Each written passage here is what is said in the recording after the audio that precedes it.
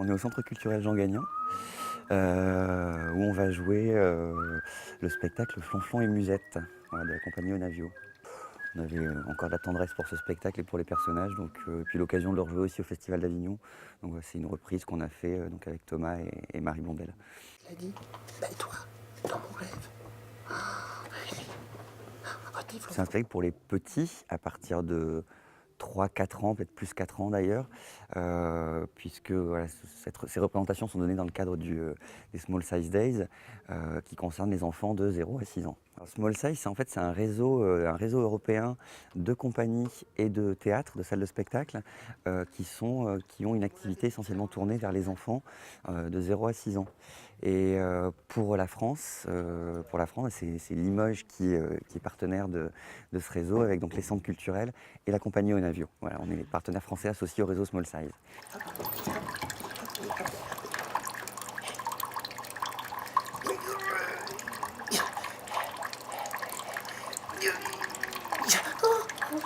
Encore une fois, moi j'ai l'impression qu'il n'y a pas de sujet qu'on ne peut pas aborder. La seule chose, c'est comment on les aborde, pourquoi on les aborde d'abord.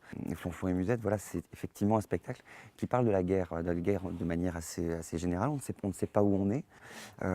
Et ça parle de deux enfants finalement qui sont séparés par la guerre. Les enfants dès 3-4 ans, c'est quelque chose dont ils ont déjà entendu parler, ou en tout cas ils vont en entendre parler bientôt. Voilà, malheureusement, donc on se dit autant l'aborder de façon peut-être un peu entre guillemets poétique et fictionnelle voilà, pour donner des armes aussi pour réfléchir à tout ça.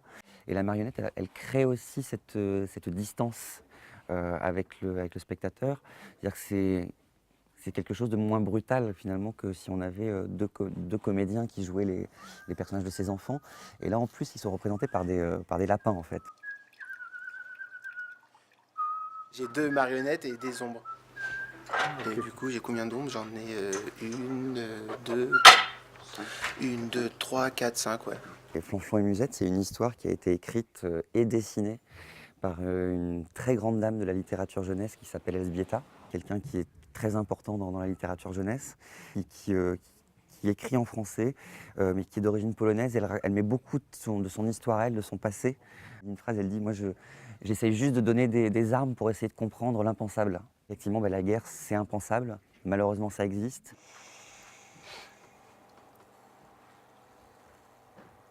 J'ai d'abord moi-même créé le spectacle.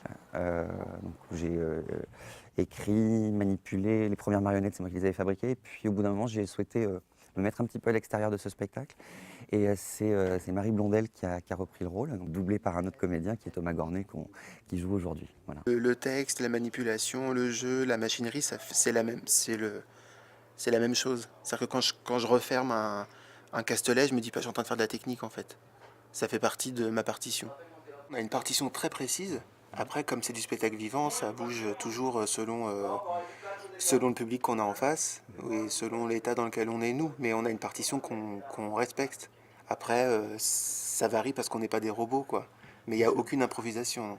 Même si la salle, je sais pas, se met à rire beaucoup, je vais pas me mettre à changer, à me dire tiens, je vais en faire plus ou moins parce qu'il rit beaucoup. Mais ça se fait un peu instinctivement, en fait. Si je sens que les enfants, par exemple, sont assez agités, bah peut-être que je vais inconsciemment adapter mon jeu en essayant de calmer. Mais ça se fait de manière inconsciente, je pense.